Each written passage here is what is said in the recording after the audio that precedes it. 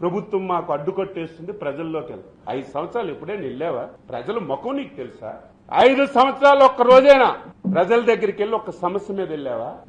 మేము అందరం నెత్తి కొట్టుకున్నాం, రండి ముఖ్యమంత్రి గారు బయటకు రండి, ప్రజల సమస్యలు వినండి అంటే 5 సంవత్సరాలు రాలేదు. పదవి పోయేసరికి పార్టీ పూర్తిగా జెండా పీకేసే పరిస్థితికి వచ్చింది. కాబట్టి నీ పార్టీని నిలబెట్టుకోవడానికి, నీ పార్టీ ఉనికి చాటుకోవడానికి రైతుల పేరు చెప్పి ఈ రకంగా చేస్తున్నావు. దీన్ని మేము తీవ్రంగా ఖండిస్తున్నాం. పెర్మిషన్ అయితే ఇస్తాం, కానీ నువ్వు ఇష్టానుసారంగా తెచ్చి, మొన్నైతే పొగాకు పలకరించడానికి వెళ్లి మొత్తం పొగాకు బేళ్లన్నీ మట్టిశారు. ఎంత నీచం అంటే గుంటూరు మిర్చి ఆడి పలకరించడానికి వెళ్లి మిర్చి బస్తాలన్నీ దొంగలాడికి వెళ్ళిపోయారు. పేరిది, వ్యవహారం ఈ రకంగా నడుపుతున్నారు. అందుకే విఘ్నులైన ప్రజలు, ఐఎమ్ హ్యాపీ, ప్రజలు ఆనందంగా ఉన్నారు, ఫోన్లు చేస్తున్నారు, మాకు ఇబ్బంది ఉందండి, మాకు సమస్య ఉందండి, నష్టం వచ్చిందండి.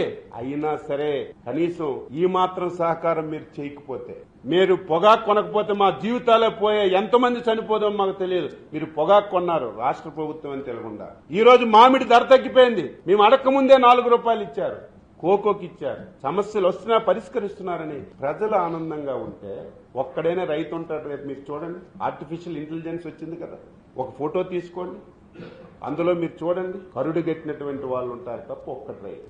ఆ పేరు చెప్పి ఈ రకంగా దాడి చేస్తున్నారు. దీన్ని ఖండిస్తున్నాం. చిత్తూరు జిల్లా రైతులారా, తిరగబడండి అంటే కొట్టమని కాదు, అడగండి.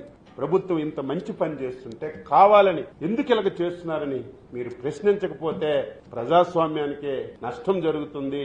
పనిచేసిన ప్రభుత్వమే ఇంకా పనిచేసి ఇంకా సాయం చేయాలంటే ఇబ్బంది పడుతుంది. ప్రజల్లో చైతన్యం రావాలి.